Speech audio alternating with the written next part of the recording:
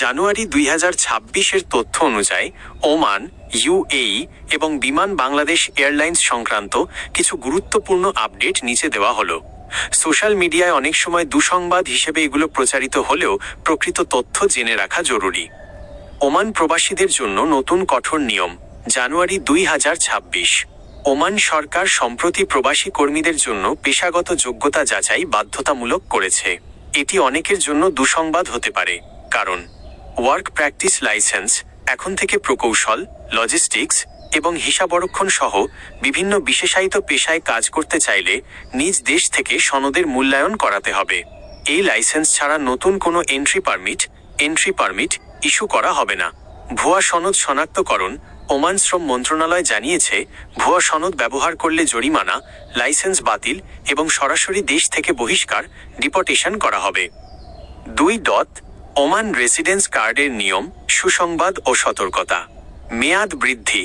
Oman সরকার প্রবাসীদের residence কার্ডের মেয়াদ 10 বছর পর্যন্ত বাড়ানোর সিদ্ধান্ত নিয়েছে। আগে যা সর্বোচ্চ 3 বছর ছিল।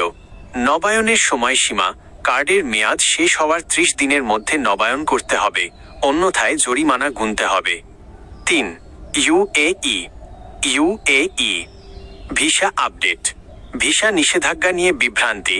সোশ্যাল মিডিয়ায় প্রচার হচ্ছে যে জানুয়ারি 2026 থেকে বাংলাদেশিদের জন্য ইউএই ভিসা পুরোপুরি বন্ধ। তবে এটি মূলত একটি ভুয়া খবর, যা কিছু অসাধু সাইট যেমন UAEVISA online.com এর লিঙ্ক প্রচার করেছে। বাস্তবতা, বাংলাদেশিদের জন্য এখনও কিছু কড়াকড়ি রয়েছে, তবে সরকারিভাবে কোনো টোটাল ব্যান বা পূর্ণ নিষেধাজ্ঞার ঘোষণা আসেনি। 4. বিমান বাংলাদেশ ও শাহ আমানত বিমানবন্দর, চট্টগ্রাম। ফ্লাইট বিভ্রাট।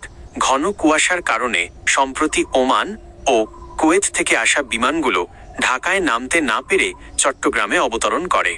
এতে 1100 যাত্রী প্রায় 6-7 ঘন্টা আটকা পড়ে ক্ষোভ প্রকাশ করেন এবং বিমানবন্দরের চেয়ার ভাঙচুর করেন।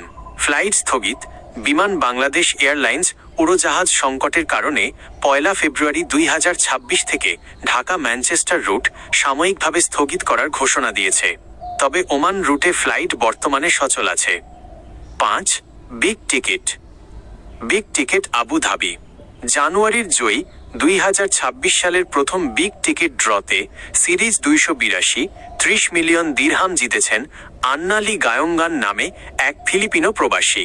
তবে ড্রতে ভারতীয় ও কিছু বাংলাদেশি প্রবাসী সান্ত্বনা পুরস্কার 50,000 দিরহাম জিতেছেন। আপনার জন্য পরামর্শ, ওমানে যারা নতুন চাকরিতে যাওয়ার কথা ভাবছেন তারা অবশ্যই আপনার পেশাগত সনদগুলো সঠিকভাবে যাচাই করে নিন। কোনো দালালের মাধ্যমে ভুয়া কাগজ দিয়ে যাওয়ার চেষ্টা করবেন না, কারণ এখন ওমান বর্ডারে কড়াকড়ি অনেক বেশি।